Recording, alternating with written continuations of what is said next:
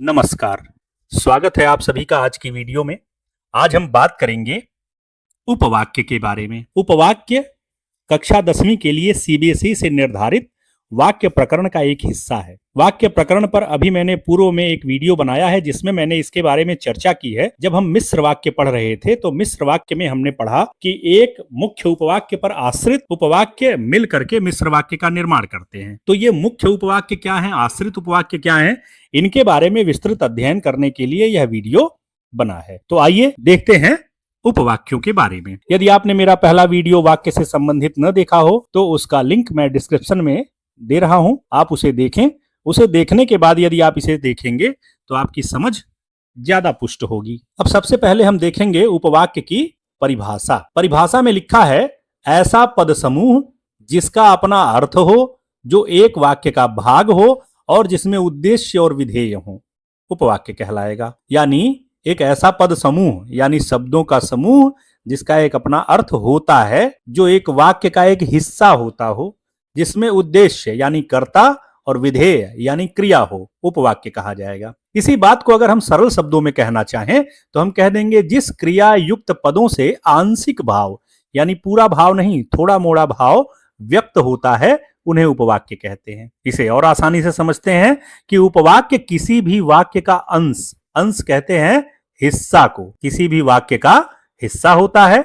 इसमें कर्ता और क्रिया का होना आवश्यक है। बस दिक्कत यह है कि इससे पूरा भाव स्पष्ट नहीं होगा, इसमें भाव का पूर्ण उद्बोधन नहीं होगा, भाव पूरी तरह से समझ नहीं आएगा। जैसे मंजू स्कूल नहीं गई क्योंकि पानी बरस रहा था, यह उपवाक्य है। मैं नहीं जानता कि वह कहां रहता है, यह उपवाक्य है।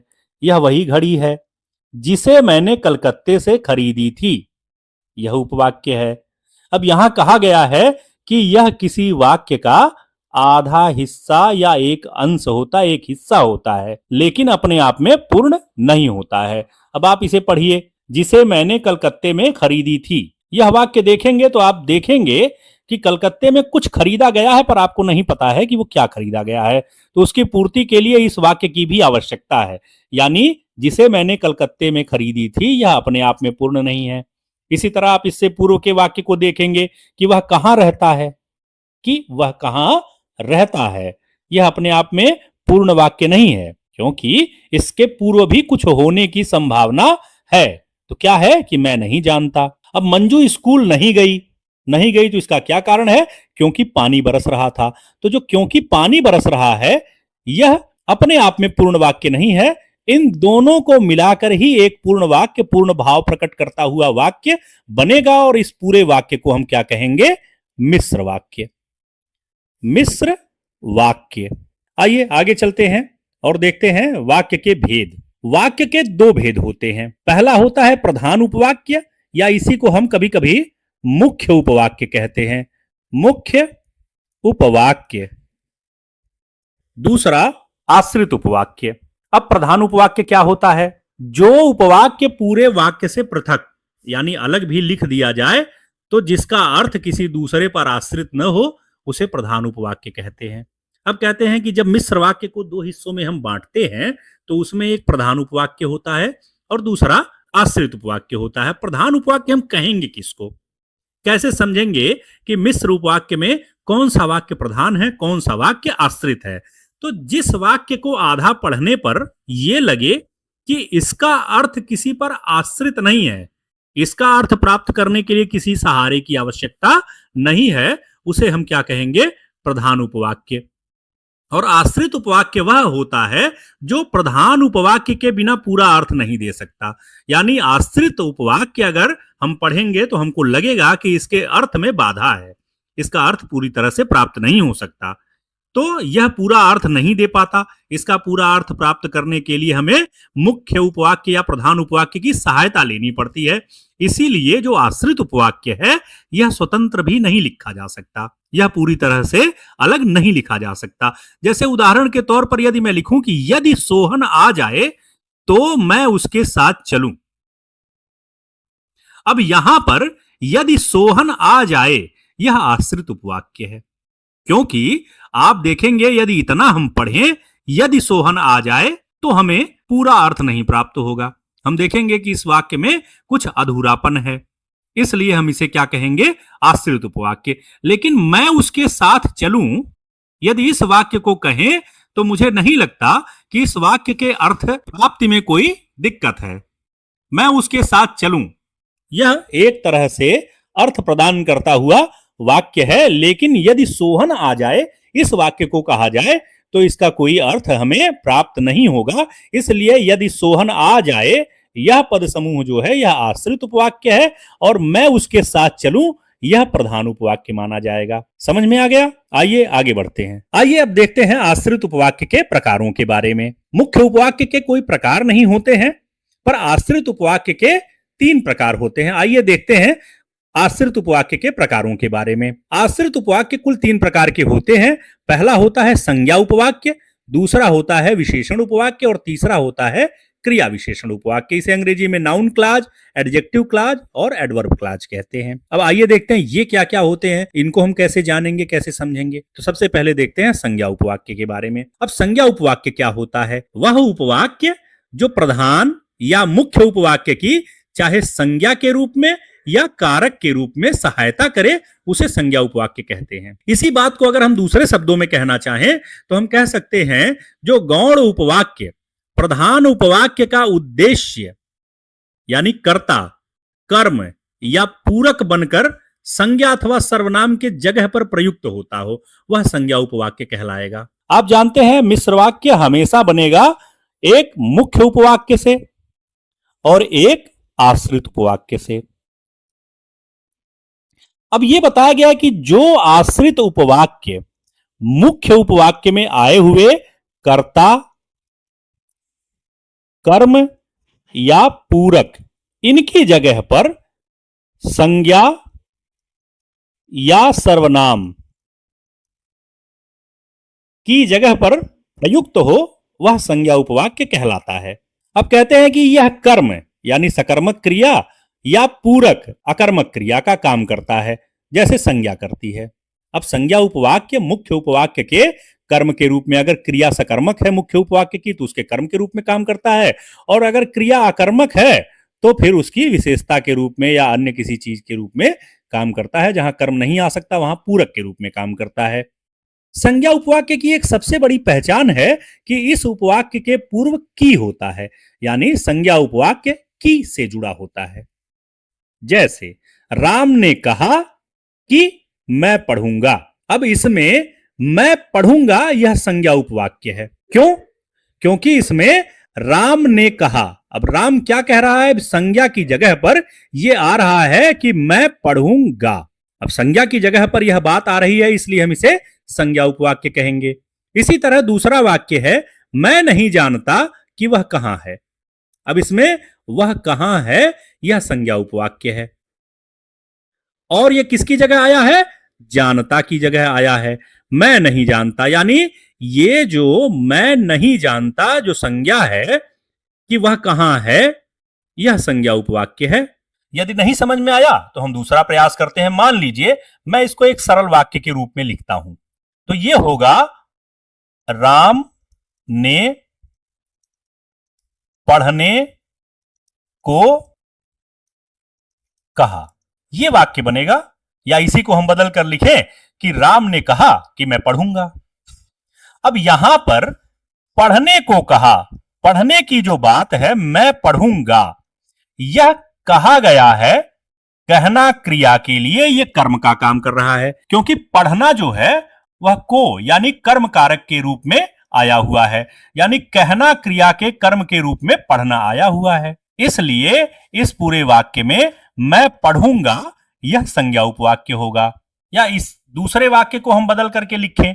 यदि दूसरे वाक्य को हम सरल वाक्य में लिखेंगे तो हम लिखेंगे मैं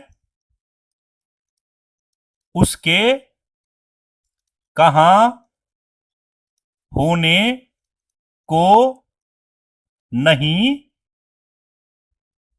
जानता, या मैं नहीं जानता कि वह कहां है। मैं उसके कहां होने को नहीं जानता। अब यहां जानना क्रिया है, तो यहां पर को कर्मवाच्य क्या है? कहां होना। तो यहां पर जो ये वाक्य है वह कहां है?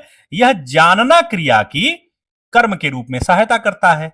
हमने यही पढ़ा है कि यह कर्म सकर्मक क्रियाओं में और पूरक अकर्मक क्रियाओं में इनका काम करता है, जैसे संज्ञा करती है। और संज्ञा उपवाक्य की सबसे बड़ी पहचान है कि यह की से जुड़ा रहेगा।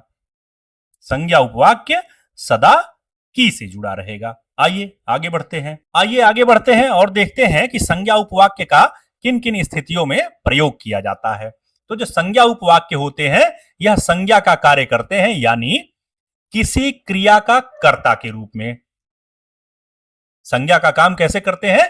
किसी क्रिया के कर्ता के रूप में। उदाहरण के रूप में गांधी जी सच्चे अहिंसावादी थे, अक्षरशः सत्य है। अब इसमें अक्षरशः सत्य है यह प्रधान उपवाक्य है, और इसमें जो सत्य है यही संज्ञा है। और सत्य क्या है? कि गांधी जी सच्चे अहिंसावादी थे, कि गांधी जी सच्चे अहिंसावादी थे। सत्य तो यही बात है ना, माने गांधी जी सच्चे अहिंसावादी थे, अक्षरशः सत्य है। अब सत्य की जगह हम यही तो बता रहे हैं कि सत्य क्या है, कि गांधी जी सच्चे अहिंसावादी थे, इसलिए यह संज्ञा उपवाक्य है और है क्रिया का कर्ता हो गया ये। इसी तरह संज्ञा उपवाक्य कार्य करते हैं किसी क्रिया के कर्म का, माने कोई क्रिया आई हुई है उसके कर्म के रूप में भी संज्ञा उपवाक्य का प्रयोग किया जाता है। जैसे मैं जानता हूं कि तुम आलसी हो। अब यहां जानता क्रिया है, मैं जानता हूं ये प्रधान उपवाक्य है, और प्रधान उपवाक्य में जानता क्रिया है इसके कर्म के रूप में कि तुम आलसी हो। यह संज्ञा उपवाक्य है, यह जानता हूं क्रिया का कर्म है। कैसे हम इसे जानेंगे कि यह जानता हूं क्रिया का कर्म है? हम इसी वाक्य को सरल करके लिखें, यदि कि मैं तुम्हारे आलस्य को जानता हूं।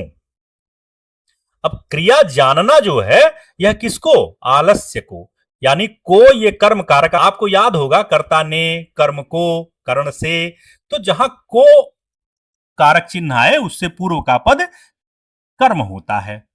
अब यहां कर्म का काम जो है वह आलस्य कर रहा है, माने आलस्य को जानता है। तो अब जानता है इस क्रिया के कर्म के रूप में तुम आलसी हो, यह वाक्य आया हुआ है, तो यह संज्ञा उपवाक्य है जो किसी क्रिया के कर्म के रूप में आया हुआ है। इसी तरह संज्ञा उपवाक्य एक जगह और काम करते हैं, यह किसी अपूर्ण क्रिया का पूरक बनकर के काम करते हैं।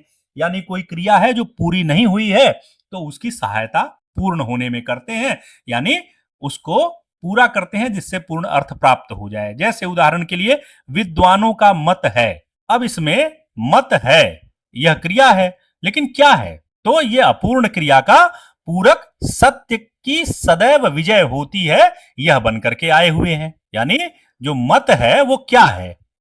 कि सत्य की सदैव विजय होती है, यही मत है, इसलिए यह संज्ञा उपवाक्य है और है क्रिया का पूरक है। एक जगह और संज्ञा वाक्य का प्रयोग किया जाता है किसी संज्ञा अथवा सर्वनाम का समान कारक के रूप में। यानी कोई संज्ञा है अथवा सर्वनाम है, उसी का समान कारक, माने उसी के समान पुनः प्रयोग किए जाते हैं जो संज्ञा उपवाक्य होते हैं।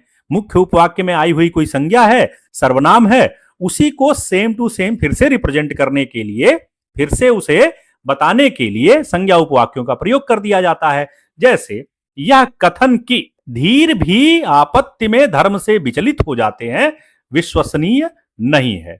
अब इस वाक्य में आप देखेंगे कि यह कथन विश्वसनीय नहीं है, यह हो जाएगा प्रधान उपवाक्य। कि धीर भी आपत्ति में धर्म से विचलित हो जाते हैं, यह संज्ञा उपवाक्य है और कथन का समान कारक है। यानी जो कथन है, कथन माने कोई कही गई बात, अब वो बात क्या है कि धीर भी आपत्ति में धर्म से विचलित हो जाते हैं, यानी जो कथन है इसकी जगह पर समान कारक के रूप में, यानी वही कथन क्या है उसकी जगह पर ये आए हुए हैं, इसलिए समान कारक के रूप में प्रयुक्त हुए हैं। तो संज्ञा उपवाक्यों का इस तरह से प्रयोग किया जाता है। अब संज्ञा उपवाक्य में आपने एक बात पढ़ी कि संज्ञा उपवाक्य सदैव की से शुरू होते हैं, लेकिन कुछ स्थितियां ऐसी होती हैं कि जहां की नहीं मिलता है। तो आइए हम उस स्थिति के बारे में भी बात करते हैं। कि कहां की का प्रयोग नहीं होगा फिर भी संज्ञा वाक्य होगा, और कहां की होगा फिर भी संज्ञा वाक्य नहीं होगा। ऐसी भी स्थिति आती है और परीक्षाओं में यही सवाल पूछे जाते हैं। जैसे अधिकतर संज्ञा उपवाक्य की से आरंभ होते हैं, किंतु जब की वाले उपवाक्य से संबंधित उपवाक्य में यानी मुख्य उपवाक्य में इतना शब्द का प्रयोग हुआ हो तो की से आरंभ होने वाले उपवाक्य संज्ञा उपवाक्य न होकर क्रिया विशेषण उपवाक्य बन जाते हैं। ये एक नियम है और बहुत इंपॉर्टेंट नियम है, क्योंकि सामान्यतः बच्चे आसानी के चक्कर में सिर्फ ये याद करके चले जाते हैं कि जहां की लगा हो वह संज्ञा उपवाक्य है। बहुत सारे अध्यापक और बहुत सारे मेरी ही तरह यूट्यूब पर पढ़ाने वाले लोग भी सामान्य तौर पर बड़ी आसान भाषा में समझाते हुए ये बात कह देते हैं कि जिसमें की लगा हो वह संज्ञा उपवाक्य है। पर स्थिति सिर्फ इतनी नहीं है, कहीं कहीं स्थितियां बिगड़ जाती हैं जहां पर की होते हुए भी वह संज्ञा उपवाक्य नहीं होगा और आपका उत्तर गलत हो जाएगा। तो जब कभी मुख्य उपवाक्य में इतना शब्द का प्रयोग हुआ हो तो उसके आगे यदि की आए तो ये उपवाक्य संज्ञा उपवाक्य नहीं होंगे, ये क्रिया विशेषण उपवाक्य होंगे। जैसे तुमने उसे इतना पीटा, अब यहां देखिए इतना आ गया है और फिर ये की से शुरू होता कि वह बेहोश हो गया। अब यहां पर यह की से शुरू तो हुआ है किंतु यह संज्ञा उपवाक्य नहीं है, क्योंकि यहां पर यह पूरा वाक्य इस पीटने की विशेषता बता रहा है। तुमने उसे इतना पीटा, कितना पीटा कि वह बेहोश हो गया। तो यह पीटने क्रिया की विशेषता बता रहा है, इसलिए यह क्रिया विशेषण उपवाक्य है। क्रिया विशेषण उपवाक्य, इसे कभी भी संज्ञा उपवाक्य लिखने की गलती ना करें। प्रश्न इतने जटिल थे कि वह उत्तर न दे सका, यह भी क्रिया विशेषण उपवाक्य ही है। पहले वाले में जो क्रिया की विशेषता है वह परिणाम दर्शाती है, माने इतना ज्यादा पीटा गया कि बेहोश हो गया, और दूसरे में जो इतना है वह यह दर्शाता है कि यह कारण है जिसके कारण यह उत्तर नहीं दिया जा सका। तो ये दिक्कत आती है। इसके अलावा और हम देखते हैं कि कहां की और की के न होने से संज्ञा उपवाक्य पर प्रभाव पड़ता है। या आइए आगे बढ़ते हैं और देखते हैं कहां की का प्रयोग किया हो या ना किया हो तो हम उसे संज्ञा उपवाक्य मानेंगे अथवा नहीं। दूसरी टिप्पणी है कि कभी कभी की शब्द अथवा के अर्थ में भी प्रयुक्त होता है। की शब्द या के अर्थ में, या अथवा के अर्थ में प्रयुक्त होता है। ऐसे स्थान पर की वाला उपवाक्य समान पदी होता है, संज्ञा उपवाक्य नहीं। यानी कहीं कहीं पर की शब्द आता तो है लेकिन फिर भी संज्ञा उपवाक्य नहीं होगा। जैसे तुम पुस्तक पढ़ते हो कि नहीं। अब यहां पर तुम पुस्तक पढ़ते हो, आप सामान्यतः कहेंगे ये मुख्य वाक्य है, की नहीं ये संज्ञा उपवाक्य है। तो यहां पर ये की नहीं संज्ञा उपवाक्य नहीं है, ये समान पदी है जो की, जिसे हम अथवा भी कह सकते हैं। तुम पुस्तक पढ़ते हो अथवा नहीं, ये भी तो कहा जा सकता है। तो ये समान पदी है। इसका अर्थ यही होगा कि तुम पुस्तक पढ़ते हो कि तुम पुस्तक नहीं पढ़ते हो, अथवा तुम पुस्तक नहीं पढ़ते हो। तो इस नहीं का अर्थ है नहीं पढ़ते हो। अतः यहां पर की का प्रयोग होने के बाद भी, मिश्र वाक्य होने के बाद भी यह संज्ञा उपवाक्य नहीं होगा। तो ऐसे वाक्यों को भी संज्ञा उपवाक्य लिखने की गलती ना करें। आइए अगली टिप्पणी देखते हैं। यदि संज्ञा उपवाक्य कर्ता कारक के रूप में संबद्ध क्रिया से पहले प्रयुक्त होता है तो की का प्रयोग नहीं होगा। यानी कुछ ऐसी स्थिति जहां पर संज्ञा उपवाक्य होगा तो पर की नहीं आएगा। और यह स्थिति कब बनेगी कि यदि संज्ञा उपवाक्य कर्ता कारक के रूप में संबद्ध क्रिया से पहले प्रयुक्त होता हो, या इसी बात को हम सीधे कह दें कि जो आश्रित उपवाक्य है वह पहले आया हुआ हो, तो की का प्रयोग नहीं होगा। जैसे गांधी जी सच्चे अहिंसावादी थे, अक्षरशः सत्य है। अब यहां पर आश्रित उपवाक्य पहले आ गया है, मुख्य उपवाक्य बाद में आ गया है। तो हम इसको ऐसे थोड़े लिख सकते हैं कि गांधी जी सच्चे अहिंसावादी थे, अक्षरशः सत्य है। अथवा इसको हम ऐसे भी नहीं लिख सकते कि गांधी जी सच्चे अहिंसावादी थे कि अक्षरशः सत्य है। तो इसे हम कॉमा से जोड़ देंगे और लिखेंगे गांधी जी सच्चे अहिंसावादी थे, अक्षरशः सत्य है। इसके बावजूद की नहीं है, इसके बावजूद यह वाक्य संज्ञा उपवाक्य होगा। अब संज्ञा उपवाक्य वाक्य के आरंभ में है, अतः की का प्रयोग नहीं हुआ है। एक टिप्पणी और देखते हैं संज्ञा उपवाक्य के बारे में। कह रहे हैं कि कभी कभी की प्रश्न आदि में भी छिपा रहता है। कभी कभी संज्ञा उपवाक्य में ऐसा लगता है की तो है ही नहीं, इसलिए यह संज्ञा उपवाक्य नहीं है, पर कुछ स्थितियां ऐसी होती हैं जहां की छिपे हुए रूप में रहता है। बावजूद न की होने के वाक्य संज्ञा उपवाक्य भी होता है। जैसे राम ने कहा चुप रहो। अब इसमें आज्ञा दी गई है, लेकिन अगर हम इसे और अच्छी तरह से समझें तो हम यही समझेंगे कि राम ने कहा कि चुप रहो।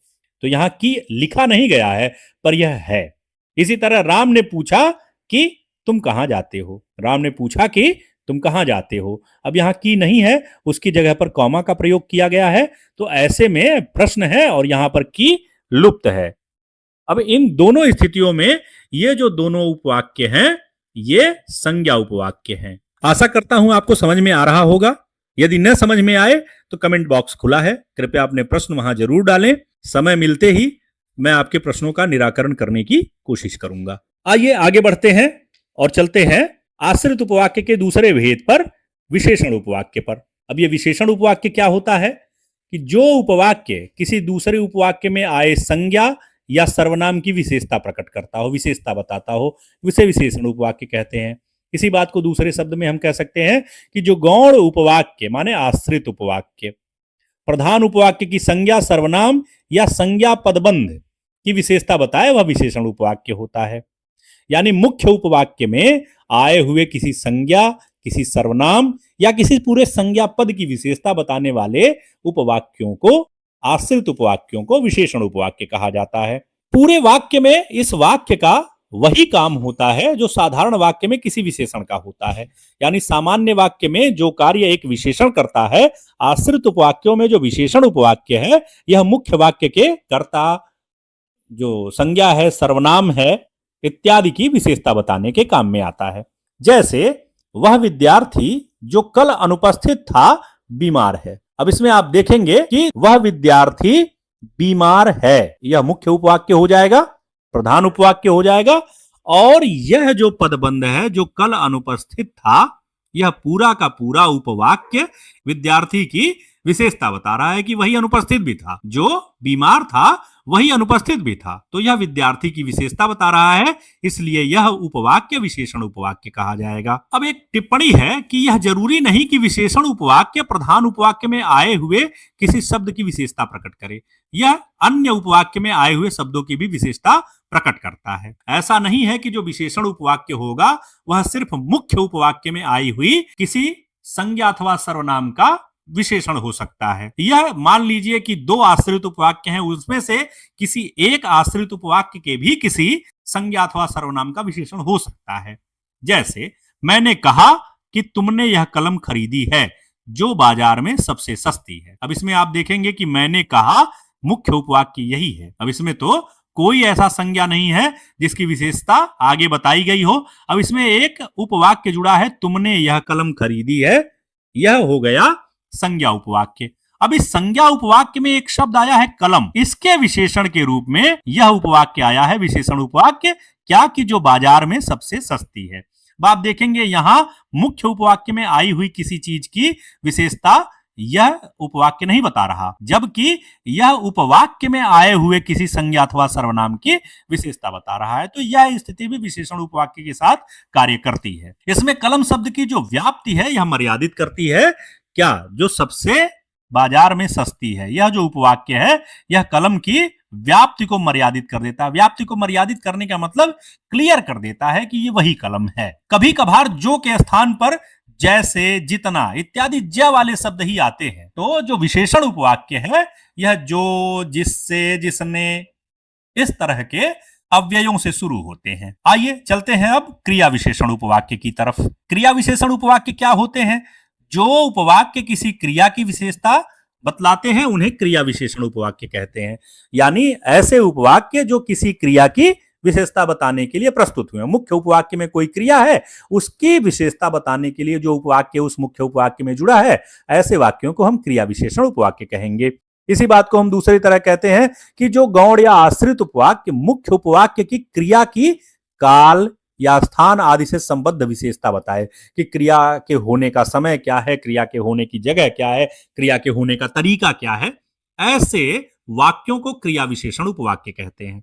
जैसे जब पानी बरसता है तब मेढक बोलते हैं। इसमें मेढक बोलते हैं, यह मुख्य उपवाक्य है। और जब पानी बरसता है, यह इस बोलने की विशेषता को बताते हैं कि मेढक कब बोलते हैं, बोलने की विशेषता है जब पानी बरसता है। अब यह कालवाचक क्रिया विशेषण है, यानी जब के बारे में बात की गई है। जब जब कभी पानी बरसता है तभी मेढक बोलते हैं। तो इसमें समय बताया गया है कि मेढक के बोलने की विशेषता ये है कि उसके लिए पानी बरसता होना चाहिए। तो इसलिए जब पानी बरसता है, यह क्रिया विशेषण उपवाक्य है। आइए आगे बढ़ते हैं। अब कह रहे हैं कि जो क्रिया विशेषण उपवाक्य होते हैं, यह क्रिया का समय बताते हैं, स्थान बताते हैं, क्रिया का कारक बताते हैं, क्रिया का प्रयोजन बताते हैं, क्यों हो रही है, क्रिया का परिमाण बताते हैं, कितनी हो रही है, और इनका आरंभ जब, जहां, क्योंकि, जिससे, अतः, अगर, यद्यपि, चाहे, जो, ज्यों, त्यों, मानो इत्यादि से होता है। उदाहरण देखते हैं कि जब पानी बरसे खेत जोत डालना। अब इसमें जो ये जब पानी बरसे, ये बता रहा है समय को। इसी तरह जहां सज्जनों का मान होता है, इसमें जो जहां शब्द है यह बता रहा है स्थान को। मैं रोटी नहीं खाऊंगा क्योंकि, अब इसमें क्योंकि जो है ये कारण बता रहा है, क्योंकि पेट में अधिक दर्द है, यही कारण है कि मैं रोटी नहीं खाऊंगा। पुस्तक मुझे दे दो जिससे मैं पाठ याद कर लूं, यह प्रयोजन बता रहा है कि पुस्तक किस लिए चाहिए। अगले में लिखा है कि राम ने कठिन परिश्रम किया, अतः, अतः ये परिणाम बता रहा है, परीक्षा में उत्तीर्ण हो गया, कठिन परिश्रम किया इसीलिए उत्तीर्ण हुआ।